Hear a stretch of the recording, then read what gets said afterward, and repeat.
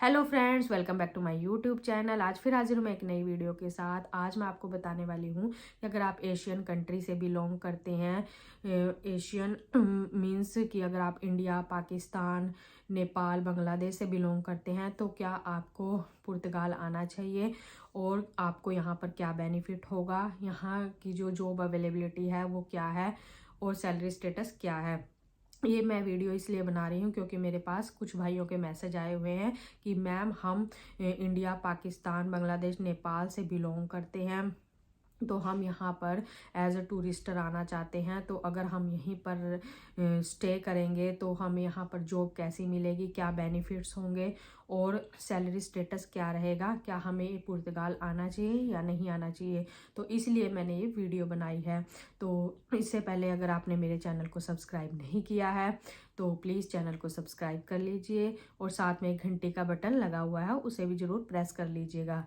तो शुरू करते हैं फ्रेंड्स वीडियो को। सबसे पहले मैं बात करूंगी पुर्तगाल में बेनिफिट्स के, क्योंकि पुर्तगाल एक ऐसी कंट्री है जो बहुत ही कम समय में हमें रेजिडेंसी परमिट दे देती है।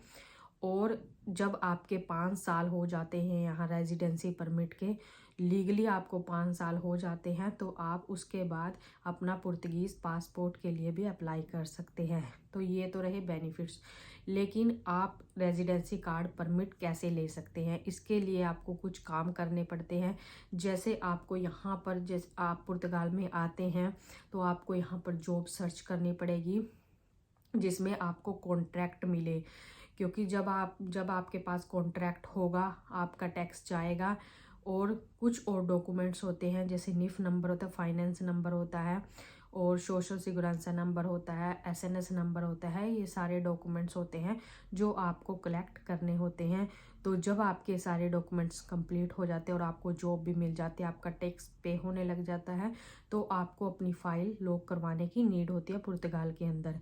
तो जब आप अपनी फ़ाइल लॉक करवा लेते हैं तो उसके 1.5 साल बाद या 2 साल का टाइम आपको मिलता है। उसके बाद आपको जो आपका रेजिडेंसी परमिट है वो मिल जाता है आफ्टर वेरिफिकेशन। क्योंकि अगर आप सारा काम आपका सही जाता है, अगर आप अच्छी कंपनी में जॉब कर रहे हैं, आपके पास कॉन्ट्रैक्ट है, आपका टैक्स जो है वो सही टाइम पर सही जा रहा है, तो आपका जो कार्ड है वो 1.5 से 2 साल के अंदर आपको मिल जाता है।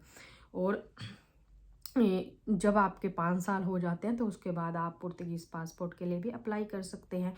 तो ये तो रहे यहाँ के बेनिफिट्स।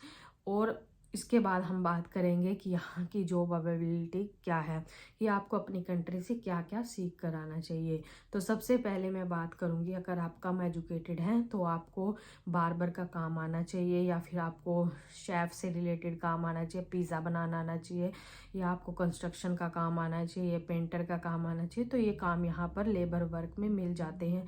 तो अगर आप कम एजुकेटेड है तो आप इससे रिलेटेड कुछ भी प्रोफेशनल सीख कर आ सकते हैं, तो आपको जॉब यहाँ पर मिल जाएगी। और अगर आप एजुकेटेड हैं तो जैसे आप अगर बहुत आईटी सेक्टर वगैरह की भी जॉब यहाँ पर बहुत अवेलेबल है।